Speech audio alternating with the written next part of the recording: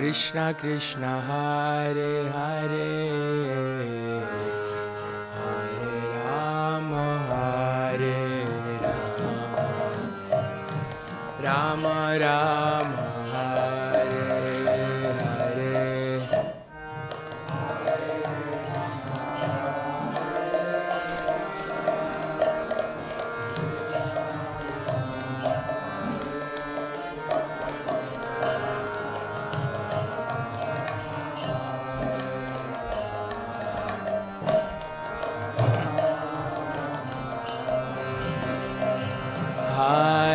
Hare Krishna, Hare Krishna, Krishna Krishna Hare Hare, Hare Rama Hare Rama, Rama Rama Hare Hare.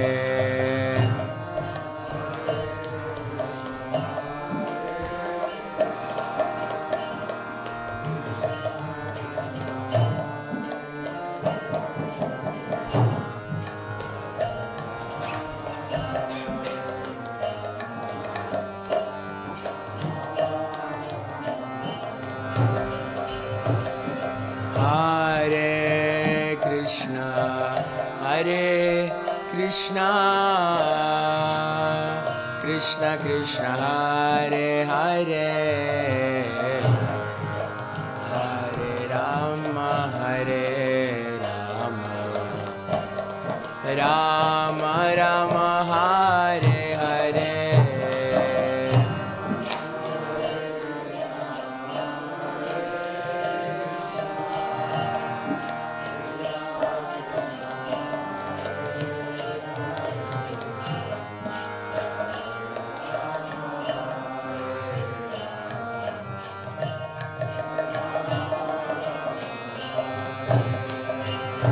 Hare Krishna, Hare Krishna, Krishna Krishna Hare Hare, Hare Rama Hare Rama, Rama Rama Hare Hare.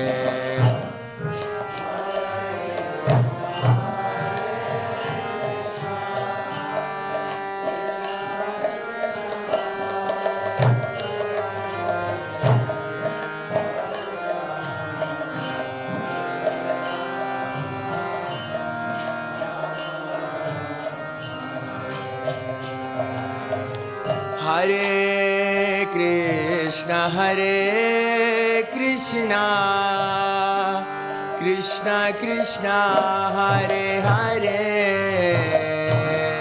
Hare Rama Hare Rama, Rama Rama Hare Hare.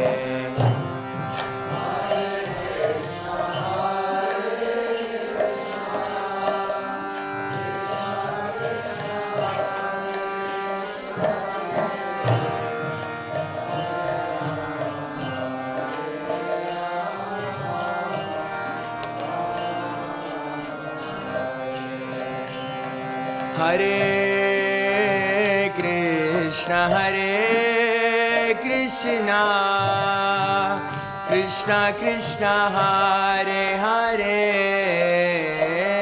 Hare Rama Hare Rama, Rama Rama Hare.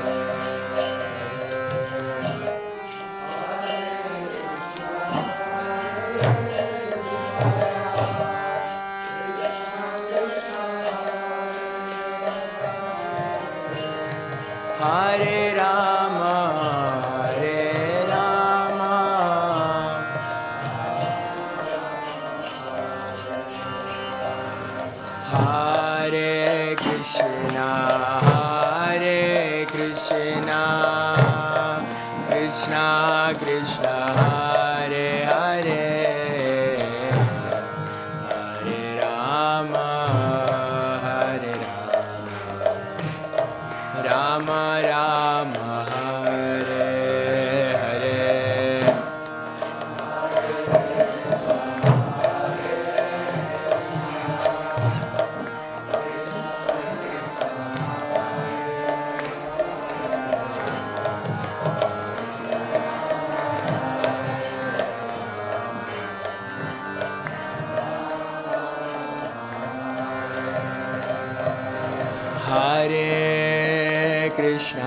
Hare Krishna, Krishna Krishna, Hare Hare, Hare Rama, Rama Rama, Hare Hare.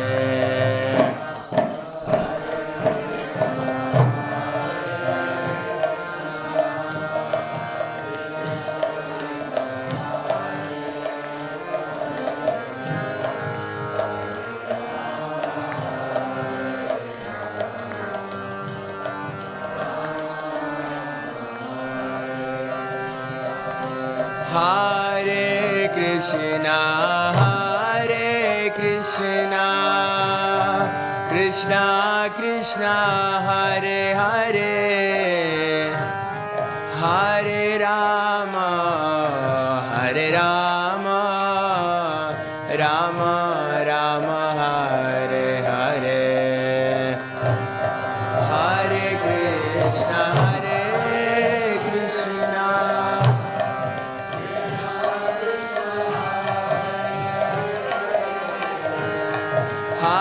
Rama, Rama Rama, Hare Krishna, Krishna Krishna, Hare Hare, Hare Rama, Rama Rama, Hare Hare.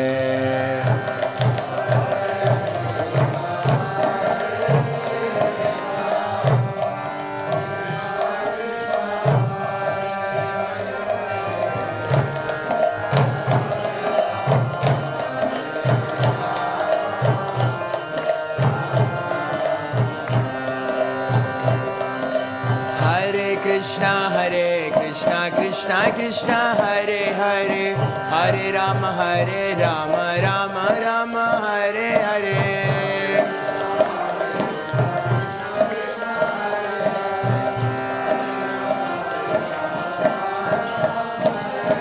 Hare Krishna, Krishna Krishna, Hare Hare, Hare Rama, Rama Rama, Hare Hare.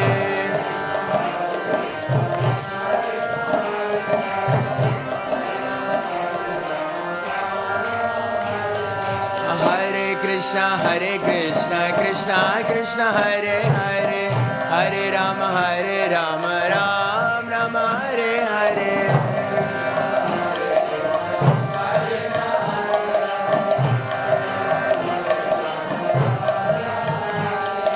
Hare Krishna, Krishna Krishna, Hare Hare, Hare Rama, Rama Rama, Hare Hare.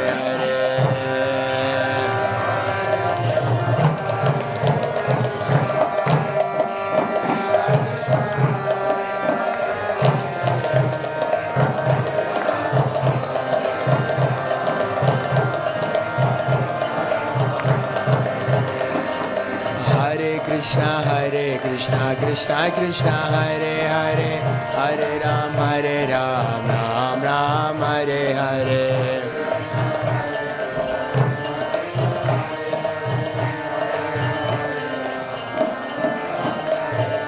Hare Krishna, Krishna, Hare Hare, Hare Ram, Ram Ram, Hare Hare.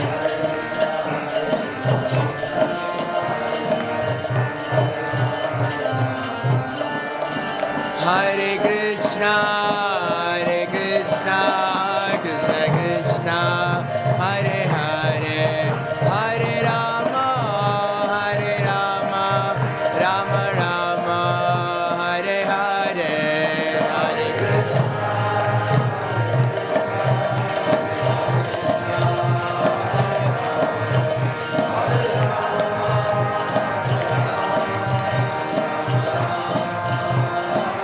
Hare Krishna,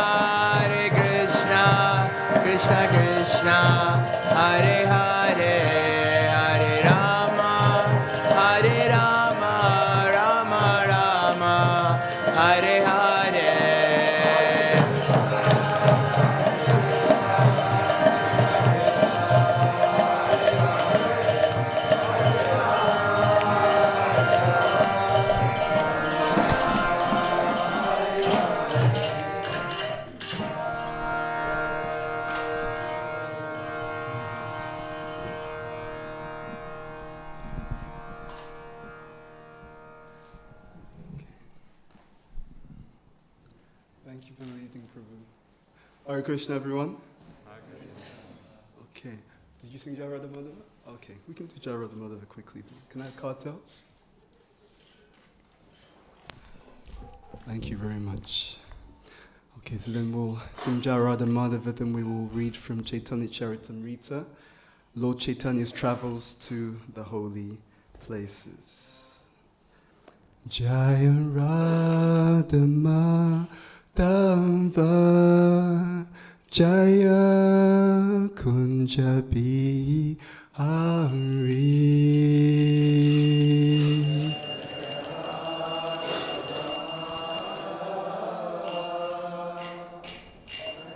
Jaya Kunja Bihari,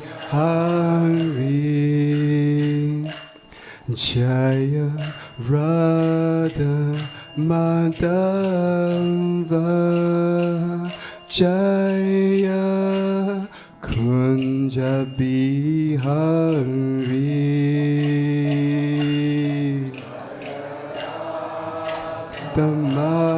Madhava, Jaya Kunja Bihari, Jaya Gopi Jana Vallabha, Jaya Girivaradari, Jaya Girivaradari, Jaya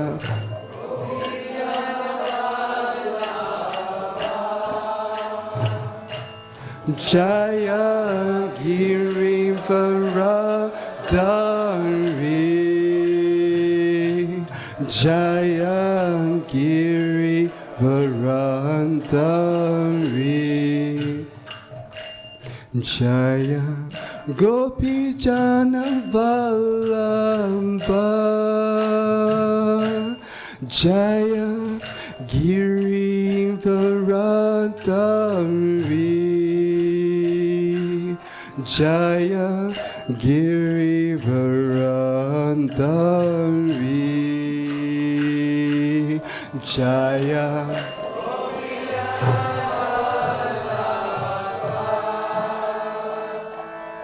Jaya Girivaradari, Jaya Girivaradari, Jaya Yashodanandana, Jaya Brajajana Ranjana, Jaya Brajajana Ranjana, Jaya Yashodanandana, Jaya Brajajana Ranjana, Jaya Brajajana Ranjana,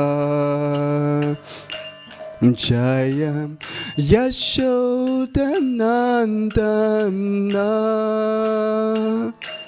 Jaya Brajajana Ranjana,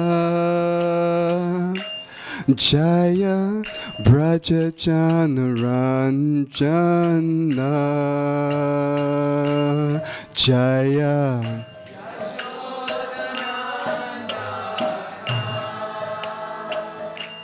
Jaya Brajajana Ranjana, Jaya Brajajana Ranjana, Jaya Yamuna Tiravana Chari, Jaya Kunja Bihari, Jaya Yamuna Tiravana Chari, Jaya Kunja Bihari Jaya Yamuna Tiravana Chari Jaya Kunja Bihari Jaya Vanachari Jaya Kunja Bihari Jaya Radha Madhava Jaya Kunja Bihari Jaya Radha Madhava Jaya Kunja Bihari Jaya Radha Madhava Jaya Kunja Bihari Jaya Radha Madhava Jaya Kunja Bihari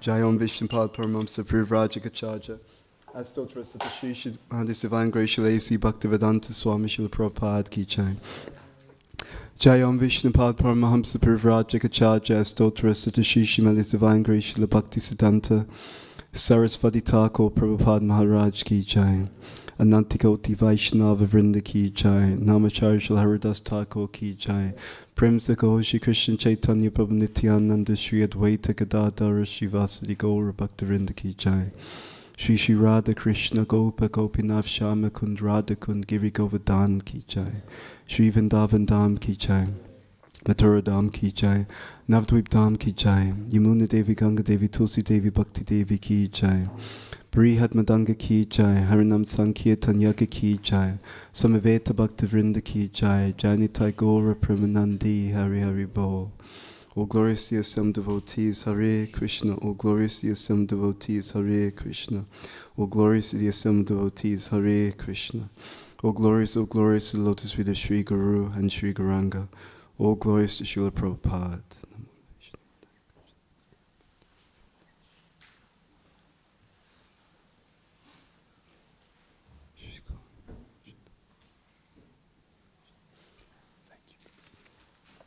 Hare Krishna. Jaya Jaya Sri Chaitanya Jaya Nityananda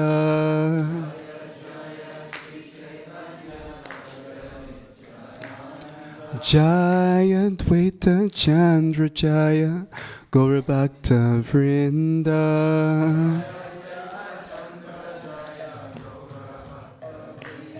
Jaya Jaya Sri Chaitanya Jaya Nityananda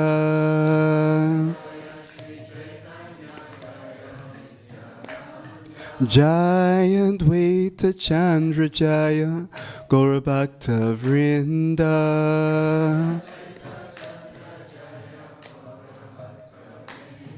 Jaya Jaya Sri Chaitanya Jaya Nityananda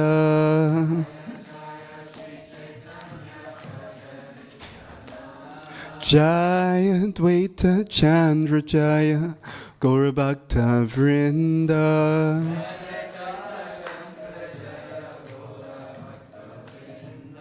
Okay, so we're reading from Sri Caitanya-Caritāmṛta Madhya Lila, chapter 9, text number 349 to 358.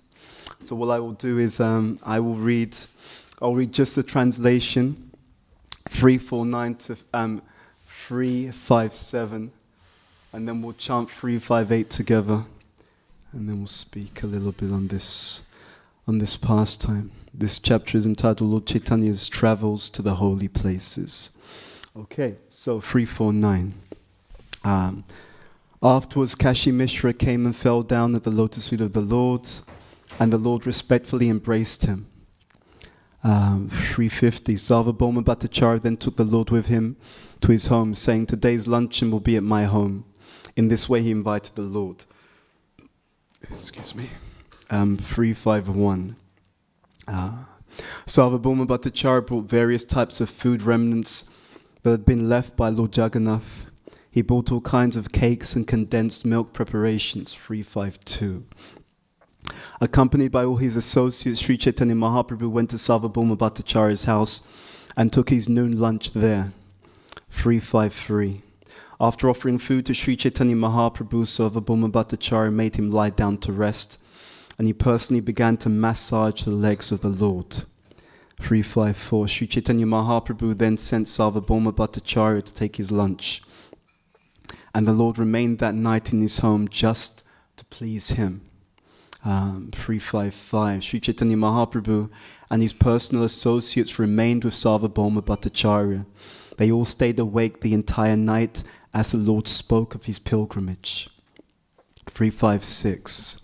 The Lord told Sarvabhauma Bhattacharya, "I have travelled to many holy places, but I could not find a Vaishnava as good as you anywhere." 357. Sri Chaitanya Mahaprabhu continued, "I received much pleasure from the talks of Ramananda Roy." The Bhattacharya replied, "For this reason I requested that you meet him." Okay, I'll just actually speak the purport here also before we go to 358. Purport. In the Sri Chaitanya Chandrodaya, beginning of the 8th act, Sri Chaitanya Mahaprabhu says, "Sarvabhauma, I have travelled to many holy places, but I cannot find a Vaishnava as good as you anywhere. However, I must admit that Ramananda Roy is wonderful." Sarvabhauma Bhattacharya replies, "Therefore, my Lord, I requested that you see him." Sri Chaitanya Mahaprabhu then says, "There are of course many Vaishnavas in these holy places, and most of them worship Lord Narayan. Others, who are called Tattvavadis, are also Lakshmi Narayan worshippers, but they do not belong to the pure Vaishnava cult. There are many worshippers of Lord Shiva, and there are also many atheists. Regardless, my dear Bhattacharya, I very much like Ramananda Roy and his opinions." Okay, so we'll recite 358 together.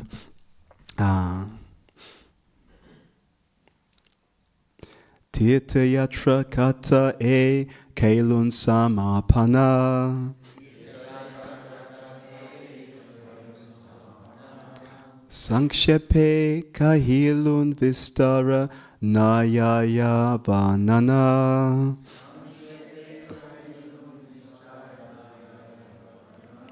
Tirthayatra kata e kalun samapana.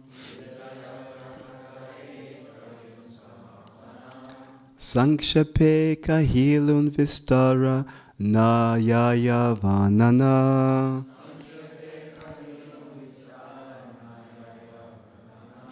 Tirthayatra kata e kailun samapana. Sankshepe kahilun vistara na yaya vanana.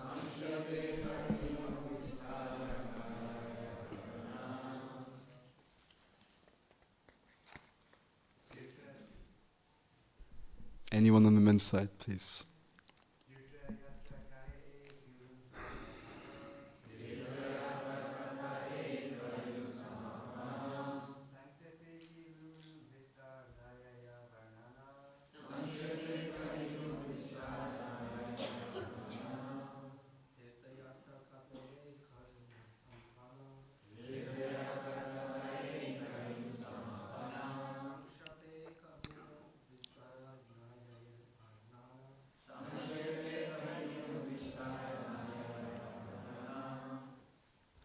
Vaishnavis.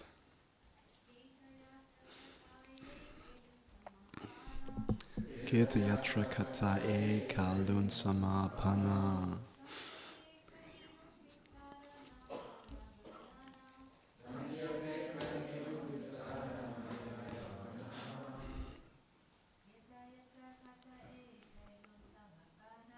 Tirthayatra kata ekailun samapana.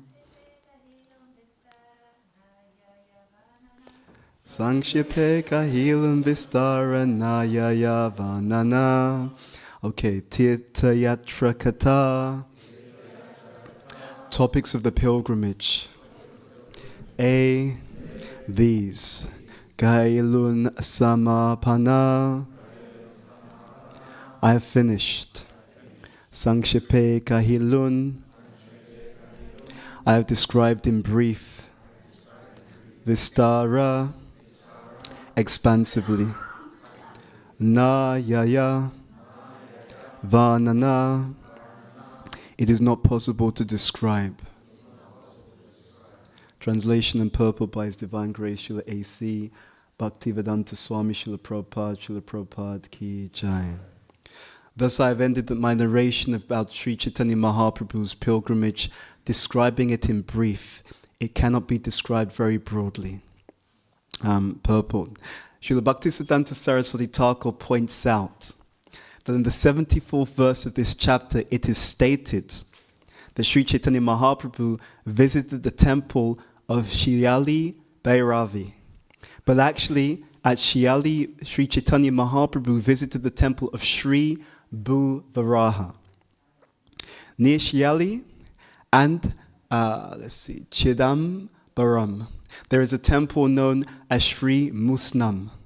In this temple, there is a deity of Sri Bhuvaraha. In the jurisdiction of Chidambaram, there is a district known as Southern Arcata. The town of Shiyali is in that district. There is a temple of Sri Bhuvaraha Dev nearby, not Bhairavi Devi. This is Srila Bhaktisiddhanta Saraswati Thakur's conclusion. Interesting. Okay. Omagyanitamarandasya Gyananjana Shalakaya Chakshum Militamina Tasmai Shri Gurave Namaha Shri Chaitanya Manobishtam Stapitam Yena Bhutale Swayam Rupa Kadamayam Dadati Swapadantikam Vandeham Shri Guru Shri Utapada Kamalam Shri Gurun Vaishnavamscha Shri Rupam Sagrajatam Sahagana Ragnatam Vitam Twam Sajivam Sadvaitam Savadutam Purjana Saitam Krishna Chaitanya Devam Shri Radha Krishna Padan Sahagana Lalita Shri Vishakam Vitamscha Hey Krishna Karuna Sindhu Dina Bandhu Jagatpate Gopesha Gopika Kanta Radha Kanta Namostate Tapta Kanchana Gaurangi Radhe Vrindavaneshwari Rishabhanu Sutadevi Pranamami Hari Priye Vancha Kalpatarubhyascha Kripa Sindhubhyevacha Patitanam Bhavanebhyo Vaishnavebhyo Namo Namaha Shri Krishna Chaitanya Prabhu Nityananda Shri Advaita Gadadhar Shri Vasudi Gaura Bhaktavrinda Hare Krishna Krishna Krishna Hare Hare Hare Rama Rama Rama Hare Hare. So, quite a few things that we can discuss here. So Lord Chaitanya is traveling to so many different holy places. And as he's traveling to these different holy places, he's having different experiences in these different holy places. At one place, he will uncover some of the writings of Bilvamangala Thakur, Sri Krishna Karnamrita. In another place, he will save Kala Krishna Das from the Tattvavadis. He will debate with the Tattvavadis, but he will also save Kala Krishna Das in a different exchange. At one point, he will see Parashuram. So he will engage in different pastimes and leelas. And those pastimes and leelas, they have a purpose. In fact, everything in our Shastra has a purpose. We cannot know God completely because he, by definition, is unlimited. So his pastimes are unlimited. In fact, everything about this personality is unlimited. His names are unlimited. The Shastra will say that as many waves as there are on the ocean, there are that many names of the Lord. And even those names, they also have different connotation. Some of the names of the Lord, they relate to his him in relationship with his creation, material creation. But his material creation is secondary, right? So things, names such as Vishnu, maintainer, etc. And then there are other names, Bhaktivinoda Thakur has explained, other names which are much more Rasik. Every class, Jai Radha Madhava, Jai Radha Madhava, Kunja Bihari, speaking about the Lord and his pastimes in the spiritual world, in these very intimate places in the spiritual world. So primary names, secondary names. So he has unlimited names. He also has unlimited forms. So unlimited rupa. In fact, even though there are listed qualities of the Lord, we can also say with confidence, he has unlimited qualities. Everyone can relate to Krishna. The strong can look at Krishna, he's killing all these demons, that's my Krishna. Right? Strong, tough, takes everyone out. No one can stand in his way. He's the most loving son of Yashoda Mata.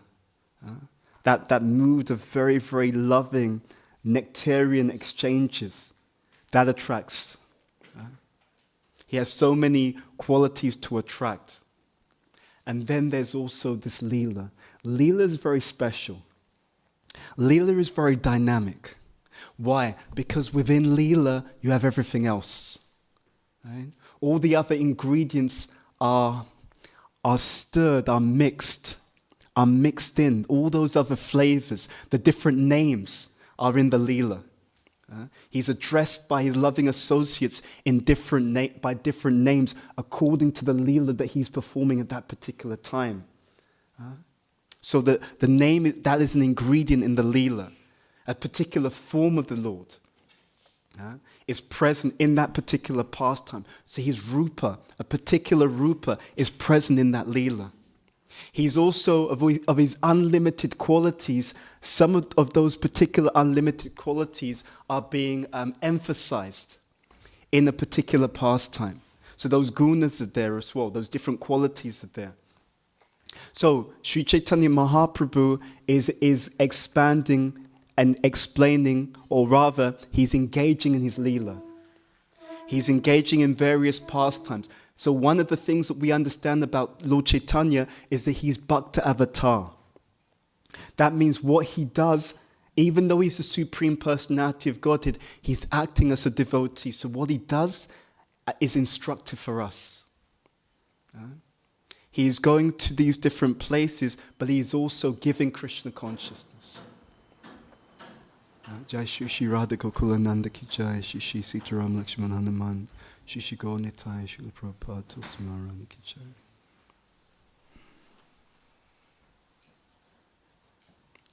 So, he is on this pilgrimage, and we are also meant to follow that example.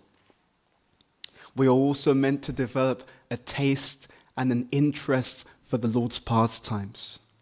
Where did he go? What did he do? Who did he interact with? What can we learn from this? It is the Dharma of the soul. It is the eternal function of the soul.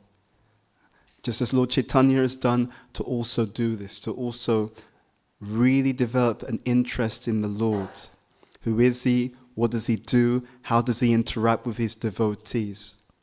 And as we do this, we cannot know him in full, because actually he's ever increasing. In fact, here this purport, or rather this verse, Chaitanya-Caritāmṛta is saying, "Thus I have ended my narration about Sri Chaitanya Mahaprabhu's pilgrimage, describing it in brief." It cannot be described very broadly. There'll be so much unlimited detail. We will sometimes see that the great acharyas, they will write commentaries to the different pastimes. And we may sometimes wonder, how did they get all this extra detail? Where is that coming from? Right? It's coming from their level of spiritual realization. By their level of spiritual realization, they not only read about these pastimes, but they can be fully absorbed in those pastimes. And because of their full absorption in those pastimes, they can also see all of this additional detail, and they can bring out all of these flavors in those particular pastimes. Therefore, it is a wonderful gift of the Lord that he sends his pure devotees to the world. And that is a manifestation of his mercy potency. He will send his pure devotees who know him intimately to explain exactly how we can go back to him and how we can come out of this state of amnesia. Because in the material world, everyone is in a state of amnesia. We've forgotten who we are, and even worse, we've forgotten what we actually need in order to be happy. We are like every living entity in the material conception is like an individual who's looking for love in all the wrong places. So we look for it in prestige.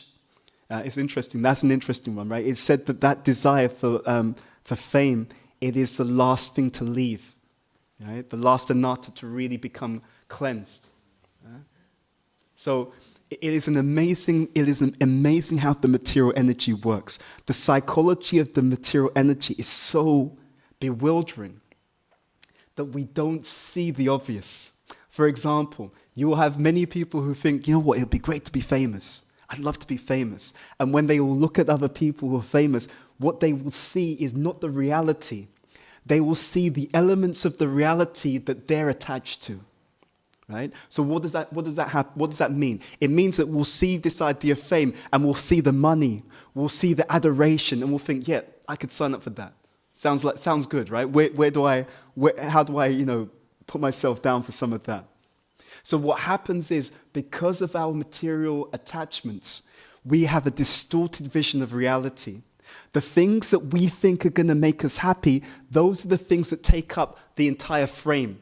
And all the things that come along with it, which if we were honest and objective would be obvious to us, those things recede into the background. Right? Let me give an example. Do you realize how many famous people have to have bodyguards all the time? Do you realize how many famous people have constant threats, not just on their own life, but on the life of their friends or family? Right? If you don't give me this, if you don't give me that, I'm going to kidnap your children. Right? I'm going to expose you. Do you realize how many famous people are constantly being set up for situations where they can be extorted? But when you see them on TV or in some situation, none of that occurs to us. Right? And this is why it's so dangerous to have an impure consciousness. Because the impure consciousness means a distorted vision of reality. There's no question of seeing things as they are as long as we've got all these material attachments. And that's a serious issue. Why is it a serious issue? It's a serious issue because all our decisions are based upon our perception of reality. Wrong perception, wrong decision. So there is so much depth to the teaching of Sri Chaitanya Mahaprabhu. There's so much depth to this Caitanya-Caritāmṛta Madhya. And this is also why sometimes people have disagreements with what Prabhupada says. Right? We don't talk about it in polite ISKCON society. Right? But actually, sometimes Prabhupada will say things that challenge us. Right? Really? Is that really like that? How could that be? It seems like, my perception would be like, it's like this.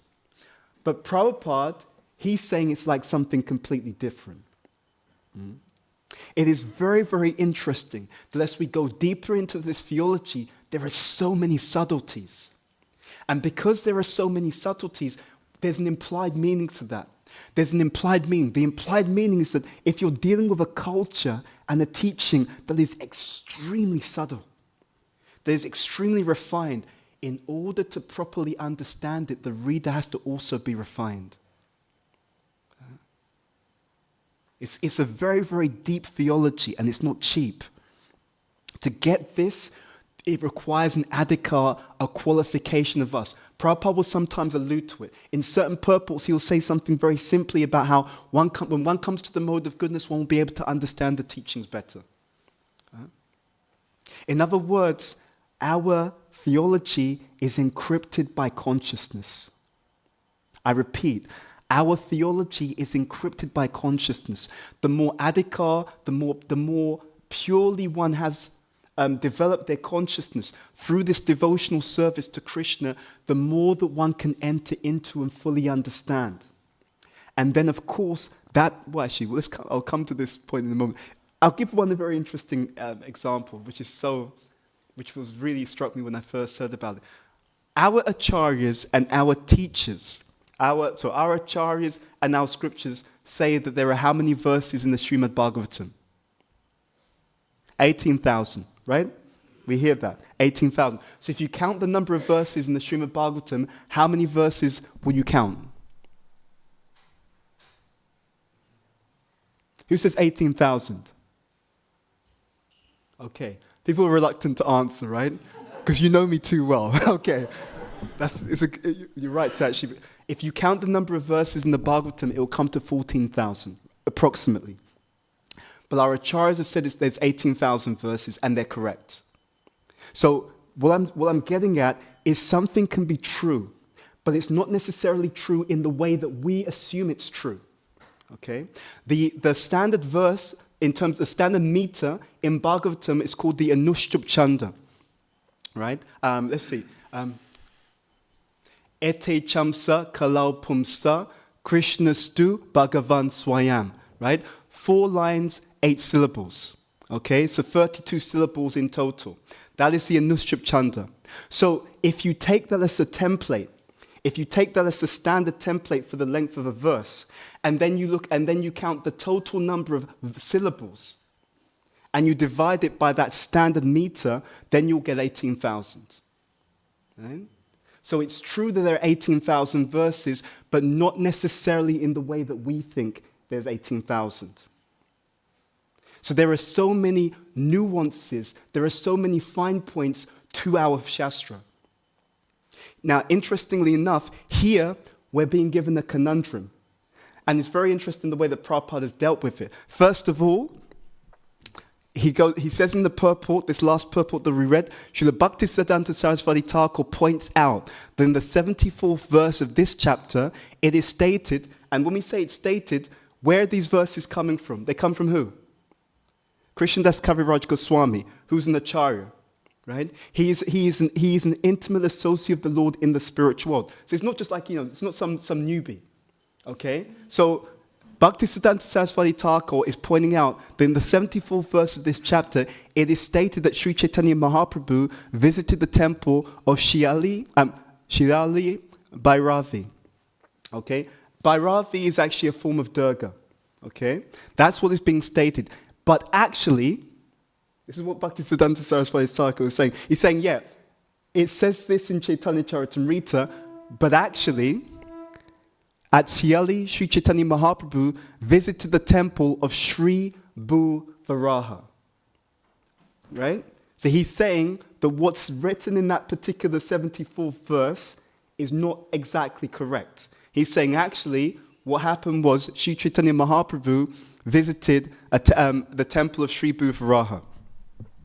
And then Prabhupada will also end by saying there is a temple of Sri Bhu Varaha Dev nearby, not by Ravi Devi. This is Srila Bhaktisiddhanta Saraswati Thakur's conclusion. That means you will find that there are times where acharyas disagree. Okay? What is actually meant to happen in the progression of a devotee is that you have such a firm foundation in the deep truths of bhakti, and not just the deep truths. It's got to go much deeper than that. It's got to be a firm foundation which is ultimately based upon realization. When there is a firm foundation based upon realization, then when we come to some of these nuances where there are disagreements between acharyas, it's absolutely fine. It's not an issue. In other words, the sambandha gyan, the spiritual knowledge, is actually not meant to conclude in complete realization. The sambandha does what? The sambandha gives you the conviction for abhideya. I repeat that. The knowledge is meant to convince us to engage in the activities of devotional service, specifically the chanting of the holy names of Krishna. So from Sambandha, from proper knowledge, you will know that your knowledge is being cultivated properly if you have a desire to engage in devotional service. Not just devotional service. You'll know that the knowledge is really having its desired effect when it is anya bilasita shunyam. Jnana karmada navritam anukulyena krishnanu shilanam bhakti uttama. When we come to our senses, we understand that actually the only thing that is going to cause anyone to be truly satisfied and is going to quench the thirst of the soul is to engage in unmotivated and uninterrupted devotional service to the Lord. So the Sambandha Gyan is to inspire Abhideya, and it is by the Abhideya that we get the Prayojana. In other words, just being an armchair reader is not going to give someone love of Krishna. At the same time, we should also understand that hearing is itself a service. We know that. Why? Because the Bhagavatam itself says so. Shravanam, Kirtanam, Vishnu, Smaranam, etc.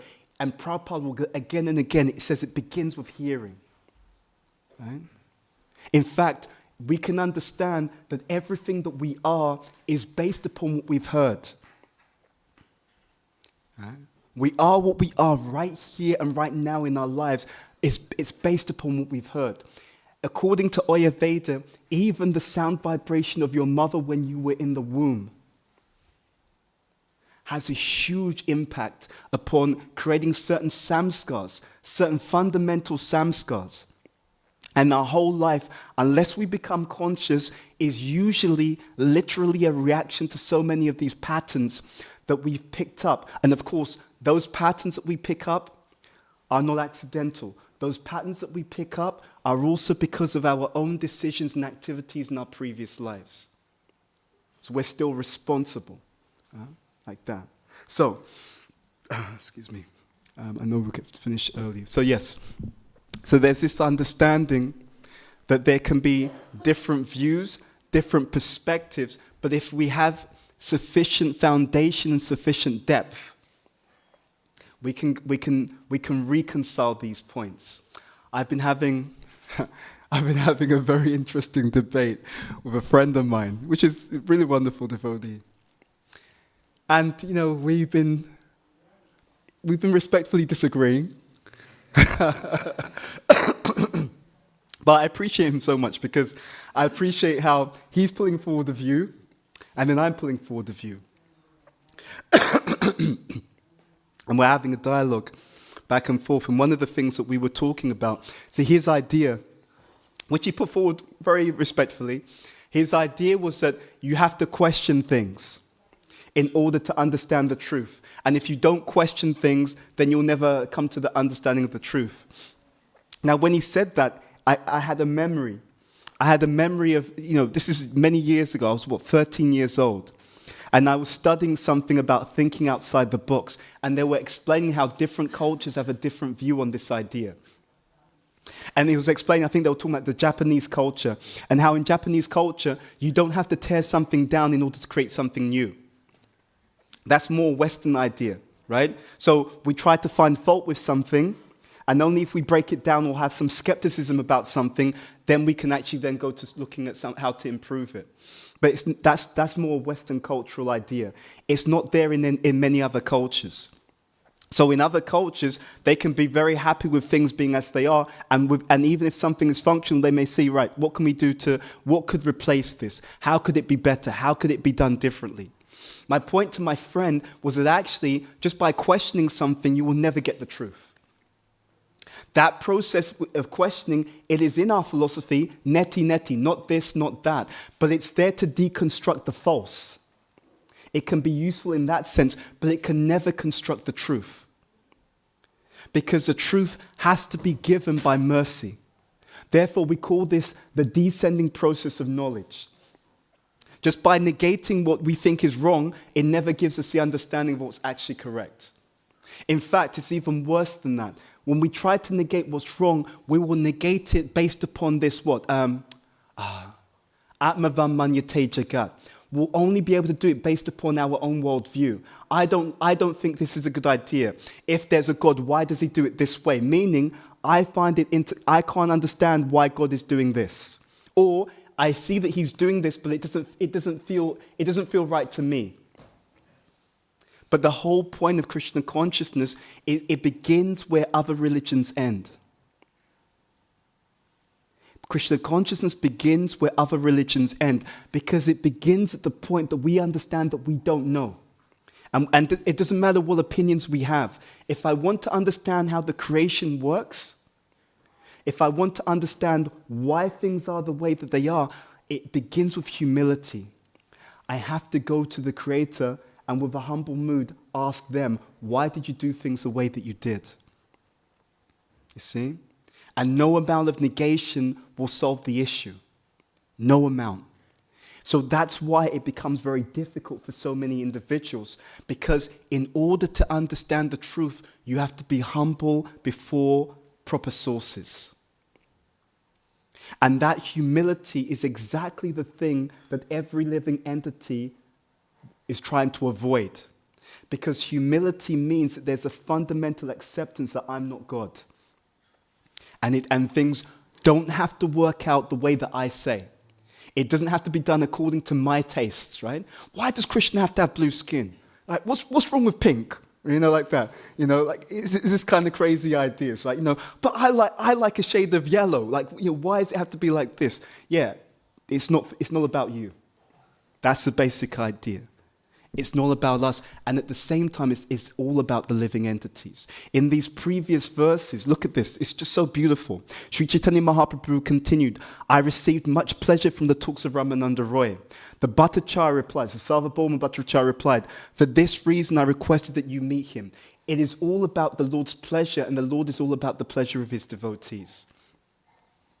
Why is Sarvabhauma Bhattacharya wanting the Lord to meet Ramananda Roy? Because he knows it will give him pleasure. Right? The reason why I set this up is because I knew that if you did this, you would get more relish. You would enjoy, my dear Lord. And because I love you, I'm trying to see how I can facilitate your own enjoyment. Right? Think about that. How much that kind of mood is absent in this material world. Huh? In fact, it's very interesting. When I was looking at these verses, I was thinking about our global ISKCON community. Because sometimes people have disagreements about how things are done, and they have different views, and etc., etc. But one of the things I think is really important to notice is that ISKCON has unlimitedly different experiences and flavors. In other words, there isn't one institution in one sense. There is the overall ISKCON society, and then there's your ISKCON. Right? Your ISKCON means that your actual experience of an international society is heavily, deeply mediated by your direct and close association. You understand? So this is really important. It is the devotees who you have an intimate relationship with. Intimate means that they touch your heart and your heart is open to their influence. That determines the flavor of your experience within this international society. So in one sense, there's one ISKCON, and in another sense, there are unlimited different ISKCONs, and literally every devotee is experiencing a particular flavor of our international society, based upon who we intimately associate with in this global community that we call the International Society for Krishna Consciousness, as set up by His Divine Grace Srila A.C. Bhakti Siddhanta Saraswati. Divine Grace Srila Bhakti Vedanta. On my mind, I'm getting completely hypnotized by Prabhupada. But by Prabhupada. It is a wonderful achievement. And there are different flavors, and we will meet different challenges, but those challenges will be mediated by our association. Therefore, this sadhu sangha is not a small thing. As is being demonstrated in these pages, the quality of our exchanges are so much more than we realize. And they have always left and will always leave certain impressions upon our consciousness that we will not be aware of, but that will come to our aid at the time of different challenges in our spiritual life. It's a real science. So we want to encourage you, based upon that, just as Lord Chaitanya is doing here, we want to encourage you in these pretty lakshanam. We have to strengthen the heart of our devotion. And in our exchanges with the devotees, in our loving, sincere exchanges with the devotees, we can derive unlimited strength. We can derive so much strength. So please be conscious and intentional about who you associate with. And don't fall into any illusion that there's one institution. There is one institution and there are unlimited experiences of the same society according to who we allow into the heart. And that also includes how and the degree to which we allow Krishna into our hearts. The quality of our hearing, the quality of our chanting, the quality of our association is determining the quality of our destination in Krishna consciousness. Okay. So, let us pause here and just ask, are there any questions or comments? Hare Krishna. Any questions, any comments from the devotees? Okay. Okay. It seems, oh yeah, we have one? Okay. You mentioned about a taste. Yes. Like a particular taste that you have, so like with a devotee. So, I mean, can you maybe describe another particular taste? So, if you could repeat the question, I'm not sure if I understood. So I think you're sort of mentioning about, when you're in association. Yes. With a devotee in Krishna consciousness, Yes. then it could be like a particular taste that suits you, that really engages you. Yes. So that you describe one particular taste that I kind of relate to, but can you describe another one? Sure. Sure. So taste can come from association, definitely, and does. Taste can come from service, right? How you're serving, what you're doing for the Supreme Personality of Godhead. Especially, a service is empowered when it's being given by our Guru, etc. Taste can come there. Taste can come from chanting, right? Even the acharyas have explained that when we come together in the congregational chanting, there's certain special flavors that come when the devotees get together, because that's actually our Yuga Dharma. Our Yuga Dharma is Nam Sankirtan. It is the congregational chanting of the holy names, and taste can come from there as well. And you have experience. You've been in a kirtan and you feel certain emotions, certain feelings which are inspired and arising, So all of these are sources of taste. Taste can come by studying the Shastra and seeing how all of these teachings come together to help us to understand and to have conviction in our practice as well. So those are some examples of taste. Is that okay? Thank you for your question. You wanted to say something more? So you also mentioned sort of be careful, as in with your association. Yeah. So What I mean by that is we should also we should be the best association we can be first. That's the first point. And second, we should also seek out the highest in everyone that we associate with. When we interact with devotees, we should associate with the best within that particular devotee. That's the way to look at it.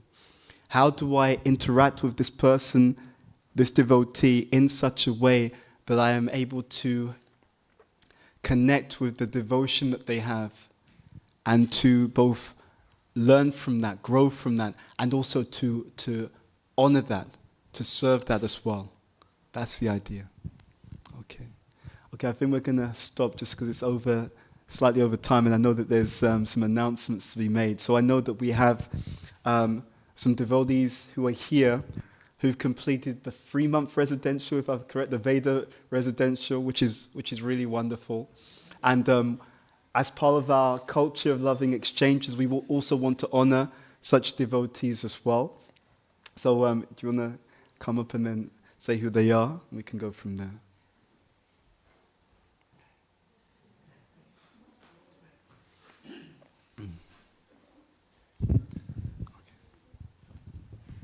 Thank you very much. So yes, it gives me great pleasure on behalf of Bhaktivedanta Mana and Srila Prabhupada and the Ladies Ashram to announce the graduation of 4 wonderful Bhaktins that have just completed the residential Veda course. And so may I please request that all of you please bless them from your hearts, that they may progress nicely in their spiritual journeys.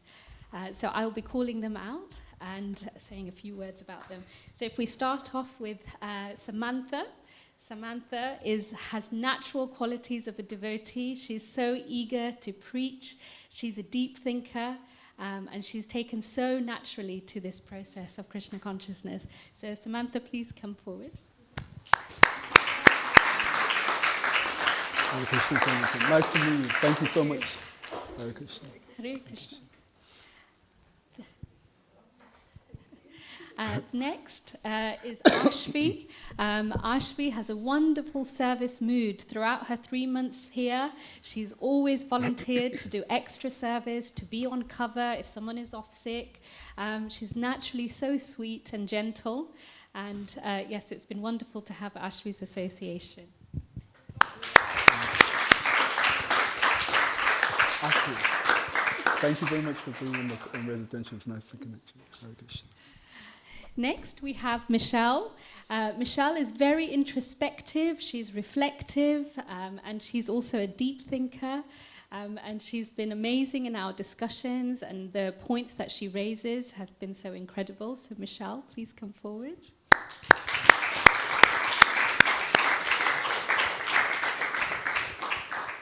Hare Krishna, Michelle. Thank you so much. Hare Krishna. And finally, we have Rajsi. Rajsi has definitely been keeping her teachers on their toes by asking really interesting, out-of-the-box questions. She's just naturally inquisitive and curious and has a love for learning, which is an amazing quality. So Rajsi, please take.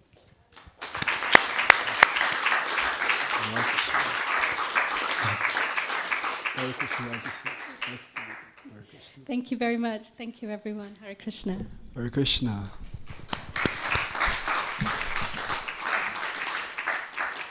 Okay, so I think it is time for breakfast now. So Sri Caitanya-Caritāmṛta ki jai, Srila Prabhupada ki jai, Jani Tagore Premanandi, Hari Hari Bol.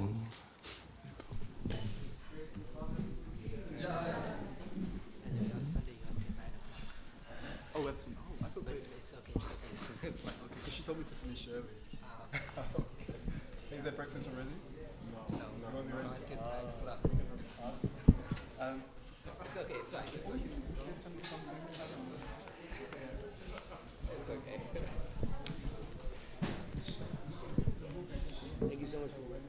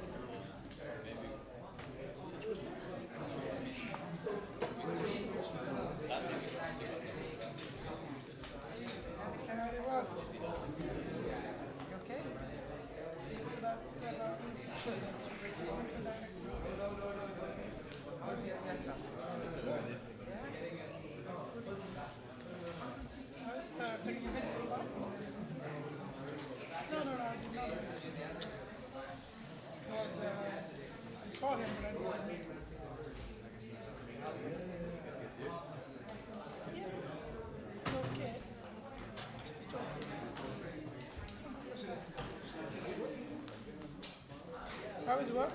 New job, very good.